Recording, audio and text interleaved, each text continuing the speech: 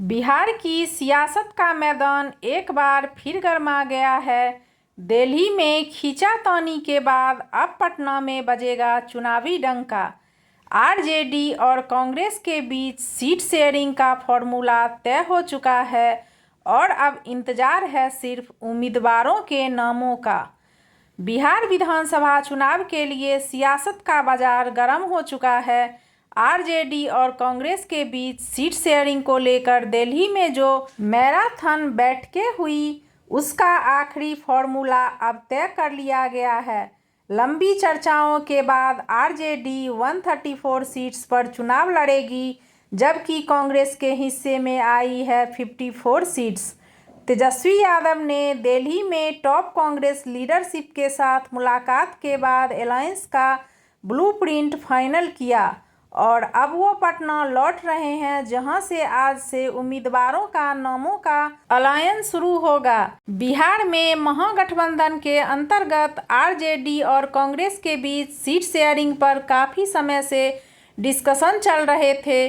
RJD जो alliance में बड़ा भाई हैं, उसने 134 सीट्स पर अपनी पकड़ बनाई रखी है। वहीं कांग्रेस को 54 सीट्स दी गई है। इसके अलावा लेफ्ट पार्टीज के लिए भी छोटी मगर महत्वपूर्ण भूमिका तय की गई है, जिनके नाम भी कुछ ही दिनों में सामने आ सकते हैं। आरजेडी के नेता और बिहार के पूर्व उप मुख्यमंत्री तेजस्वी यादव ने कांग्रेस के सीनियर नेता राहुल गांधी और मल्लिकार्जुन खड़गे से दिल्ली में मुलाकात की। इस मीटिंग में चुनावी स्ट्रेटजी, सीट एडजस्टमेंट और प्रचार की योजना पर गहरी बातचीत हुई। ये भी तय हुआ कि चुनावी कैंपेन को साझे एजेंडा के साथ आगे बढ़ाया जाएगा। दिल्ली से फॉर्मूला फाइनल करने के बाद तेजस्वी यादव पटना वापस लौट रहे हैं, जहां से चुनावी दौर की असली शुरुआत होगी। आज से कैंडिडेट लिस्ट की अलायंस शुरू होगा, जिसमें पहले फेज के लिए कुछ बड़े नाम भी अनाउंस किए जा सकते हैं। आरजेडी इस चुनाव में युवा नेता को आगे लाने पर जोर दे रही है। तेजस्वी यादव खुद भी युवा चावी के साथ कैंपेन को लीड करेंगे।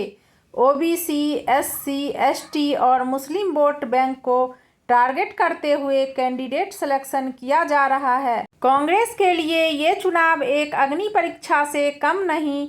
पार्टी ने 2020 के मुकाबले ज़्यादा सीट्स मांगी थी, लेकिन आखिरी में कंप्रोमाइज करते हुए 54 सीट्स पर राजी हुई। अब देखना होगा कि ये संख्या कांग्रेस के लिए फायदेमंद साबित होती है या नहीं।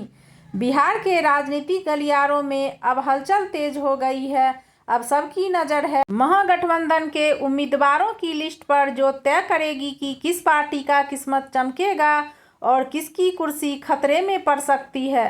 क्या आरजेडी कांग्रेस का ये फॉर्मूला एनडीए के खिलाफ एक मजबूत चुनौती बन पाएगा? ये तो वक्त ही बताएगा। ऐसी ही चुनावी हलचल के लिए जुड़े रहें हमारे साथ। कमेंट में अपनी राय जरूर शेयर करें।